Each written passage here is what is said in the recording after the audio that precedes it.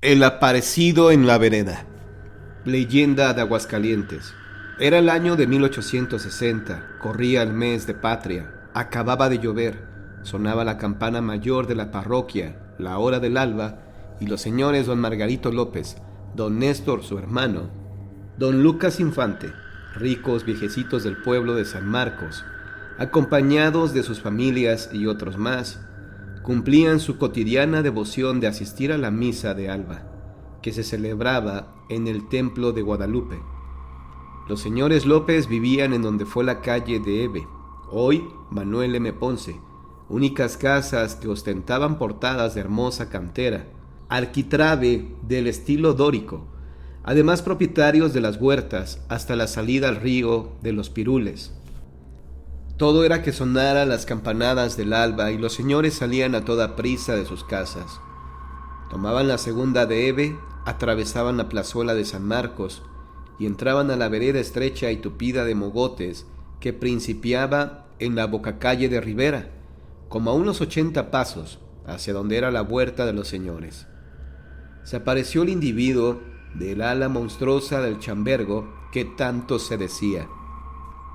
No es extraño que una leyenda adquiera a veces su origen en la tradición, y de aquí quizá tenga luces de verdad. El aparecido era un individuo, o mejor, decían los señores, una masa enfundada en un traje negro, asaz, raído, donde el dolor aletea con misterio insondable.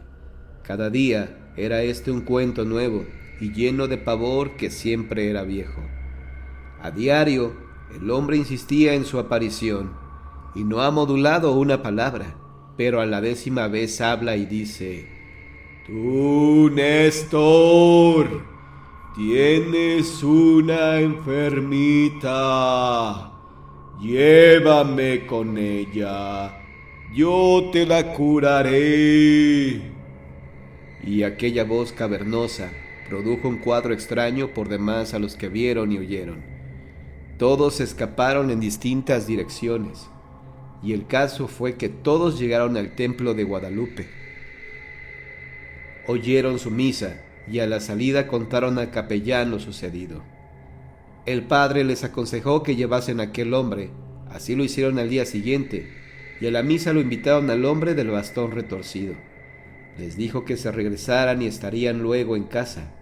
Penetraron a la habitación de las niñas y tras un rezo largo de aquel hombre, ceremoniosamente y con ademanes extraños, pone la mano en la cara de la niña esta, la cual le quedó espantada para siempre, pero no sanó enseguida. El hombre desapareció y los señores López, en lo sucesivo, cambiaron de vereda tomando la calle Democracia y enseguida la vereda donde hoy la calle de Bravo para llegar al templo. A fines del año de 1880 aún se contaba el aparecido en la vereda.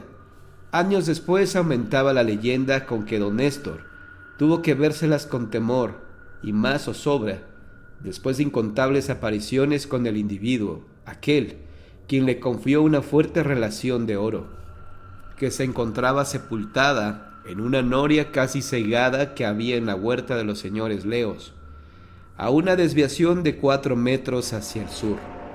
Los vecinos del barrio decían que era un túnel que venía a dar atrás del templo de San Marcos, y últimamente que fue confirmado el dicho por una disquevidente que en 1928 llegó a establecerse aquí en la capital y que debería distribuirla de la manera que le indicaba: pagar unas misas gregorianas, una cuenta al señor don Margarito, su hermano, y la tercera para él.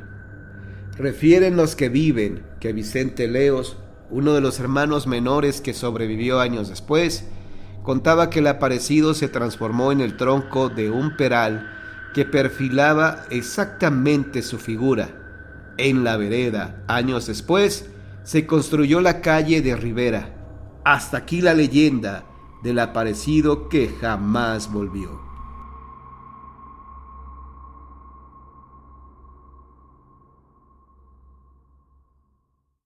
El jinete de Victoria ha regresado. Leyenda de Tamaulipas. Llega esporádicamente de noche a todo galope y a la velocidad de un rayo desaparece sin dejar rastro alguno. Varias personas en Ciudad Victoria aseguran haberlo visto y en los últimos meses sostienen que ha regresado luego de 40 años. Es el jinete, pero no el de la leyenda de Sleepy Hollow o la leyenda del jinete sin cabeza, todo un cuento de terror escrito por Washington Irving en 1820. Se trata de un hombre montado en un caballo. Quienes lo han observado dicen que viste muy elegante, con una ruana, manta y un sombrero normal, pero lo más espeluznante es el fuego que sale de las cerraduras clavadas en el borde de las pezuñas del impresionante caballo. Las personas contactadas dicen que hace 40 años era normal escuchar pasar a las 12 de la medianoche un caballo a todo galope. El ruido que dejaba era estridente, porque en ese entonces las arterias de la ciudad eran empedradas. En los años 1950 y 1960, el jinete de Victoria fue muy famoso. El fuego que desprendía de las cerraduras era más vistoso porque en esa época el municipio no tenía energía eléctrica. Los adultos mayores del municipio más apegados a sus creencias religiosas creen que se trata de un alma en pena. Otros lo ven como un mito, pero quienes aseguran haberlo visto dicen que es algo real y que ha vuelto para apoderarse de la noche.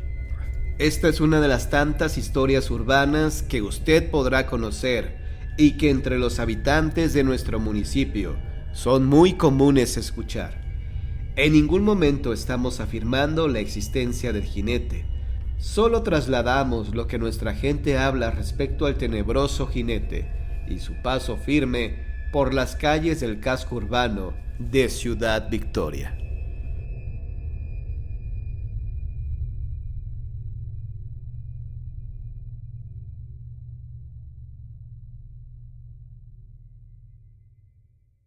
La calle de las ánimas, leyenda de Aguascalientes.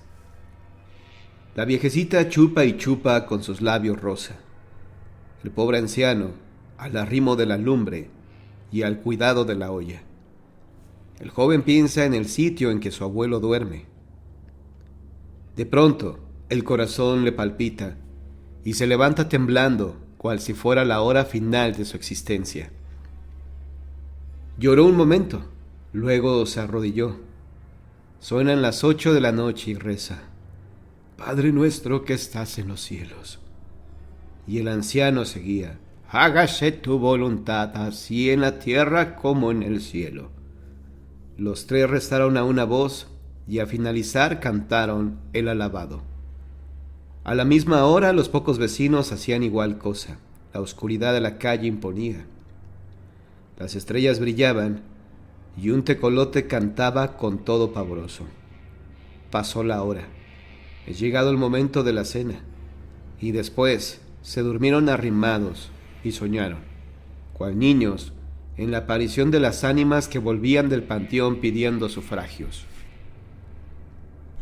Al día siguiente iban nuestros personajes por la mañana a practicar el rito del culto a sus antepasados, el que consistía en barrer las tumbas, costumbre general del pueblo, así como en otras ciudades, costumbre que vino olvidándose hasta borrarse, aún en las tablas de los viejos que viven, y que solo cuentan de memoria, agregando a todo esto lo que se hacía el día de los fieles difuntos, la ceremonia que ellos llamaban la ofrenda, y que consistía en distintos comestibles, sin saltar la característica de los condonches, la calabaza y el camote con la miel de abeja. Y de acuerdo con el rito, si era el deudo niño, niña, joven o anciano, alegre, huraño, activo, si tenía familia, etc. Si era quien repartía la ofrenda mayor al primero de los asistentes que caracterizaba al desaparecido.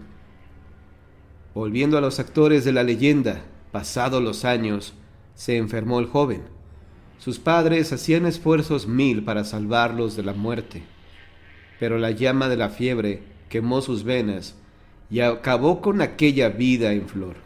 Sus padres, inconsolables por el sufrimiento, que causara la desaparición de su hijo, pasaron a la otra vida, y cuentan los vecinos que entre todas las almas que volvían del panteón al punto de las 8 a su tarea de pedir oraciones y el barrido de sus tumbas, conocían entre todas las que nuestros personajes que insistían con sus ruegos, haciendo más pavorosa aquella oscuridad que llamaban a respeto que a esa hora debía guardarse.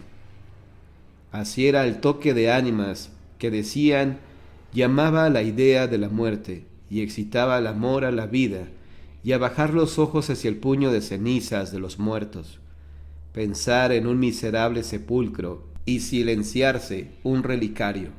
Esta es la calle de las ánimas, hoy Gómez Farías, por donde regresaban lentamente en marcha fúnebre aquellos cuerpos de ojos ausentes de sus órbitas vacías, de manos huesudas y pies ya enjuntos, llenando de pavor a todos los vivientes de aquellas calles y dejando el recuerdo que le dio su nombre.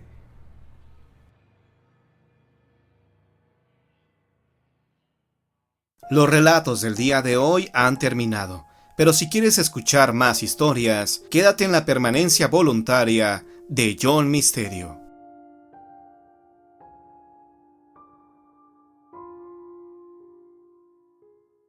Bebé Dientitos.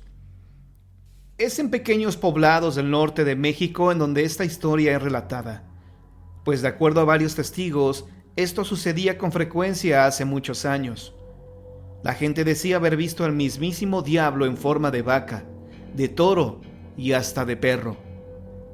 Era una noche fría cuando un ingenuo poblador decidió visitar lo que a él tanto le gustaba, la cantina.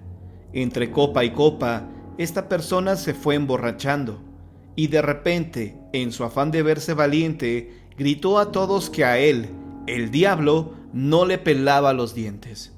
En ese momento un silencio envolvió el lugar y algunos murmullos de los que ahí se encontraban hicieron que nuestro querido amigo se sintiera incómodo. Decidió regresar a su casa y caminando por el sendero oscuro en donde solo la luna podía alumbrarlo, de pronto escuchó el llorar de un bebé. Tratando de seguir el lamento, por fin pudo ver que un pequeño envuelto, con una ligera cobija, se encontraba entre la maleza y los matorrales completamente solo. No creyendo lo que sus ojos veían, el hombre decidió llevar consigo al bebé, a quien mientras caminaba logró tranquilizar. Sin embargo, cada paso se iba haciendo más cansado, pues la criatura que llevaba en brazos se iba haciendo más y más pesado. No pudiendo dar un paso más, el hombre se agachó. No podía creer lo que estaba pasando. El bebé se empezó a transformar. Sus ojos se empezaron a poner rojos. Su mirada era demoníaca. Sus dientes empezaron a crecer y a volverse filosos, y de pronto solo se le escuchó decir: «Mira, papi, ya me salieron mis dientitos». Horrorizado con lo que estaba pasando, el sujeto corrió hasta llegar a su casa. Se había dado cuenta que había tenido un encuentro con el diablo y además le habían pelado los dientes. Esta es solo una de las tantas versiones que se cuentan, pues muchos traileros comentan que ellos también han podido ver al famoso bebé Dientitos.